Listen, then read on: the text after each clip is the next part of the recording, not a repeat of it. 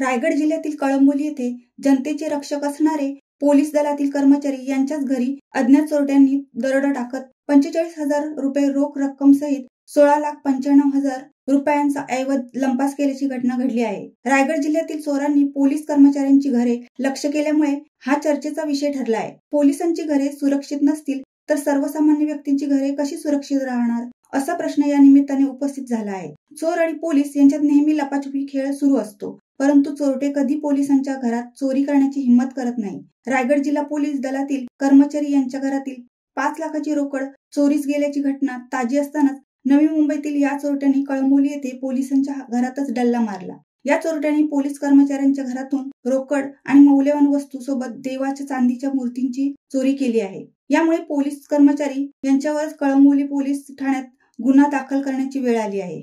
याबाबत कळंबोली पोलीस ठाण्यात अमोल परशुराम म्हात्रे वय 41 वर्ष, धंदा नोकरी, राहणार LIG 02, room number D45, sector 2E, Kalamboli, taluka Panvel, जिल्हा रायगड यांनी फिर्याद दाखल केली आहे।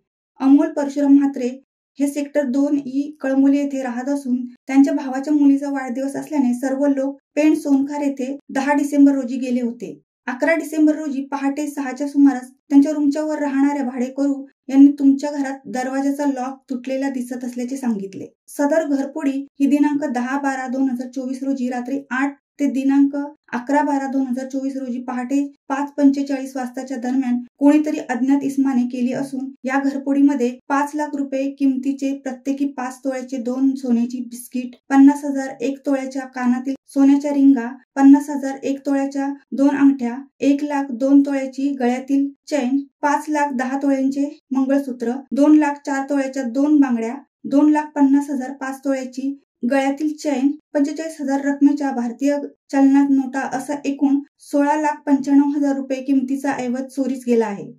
याबाबत कळंबोली पोलीस ठाणे येथे 441/2024 BNS 331/4 305 प्रमाणे भादवी कलम 457 380 नुसार दाखल करण्यात आला आहे। राज्यात गुन्हे वाढत चालले आहेत। गुंडांच्या टोळ्याही वाढल्या आहेत। भुरटे चोर ही ठिकठिकाणी चोऱ्या करत असतात, परंतु एखाद्या पोलीस कॉलनीत जाऊन हातसफाई करणारे चोरटे हिंदी चित्रपटातच दिसले। मात्र आता मुंबई पोलिसांना या चोरट्यांनी नाकीनऊ आणले आहेत। चोरट्यांनी रात्रपाळीवर असलेले पोलीस कर्मचारी, सुट्टीनिमित्त गावी गेलेल्या पोलिसांची घर तसेच निवृत्त पोलिसांच्या बंद घरांना लक्ष्य केले। चोरांनी पोलीस कर्मचाऱ्यांची घरे लक्ष्य केल्यामुळे हा चर्चेचा विषय ठरला आहे। पोलीस वसाहत सुरक्षित नसेल तर सर्वसामान्य व्यक्तींची घरे कशी सुरक्षित राहणार असा प्रश्न या निमित्ताने उपस्थित झाला आहे। शिवसत्ता टाइम्ससाठी अमोलकुमार जैन, रायगड। दे धडक बेधडक वृत्त देणाऱ्या आपल्या शिवसत्ता टाइम्स न्यूज चॅनलला लाल बटन दाबून सबस्क्राईब करा आणि बेल आयकॉनला क्लिक करायला विसरू नका।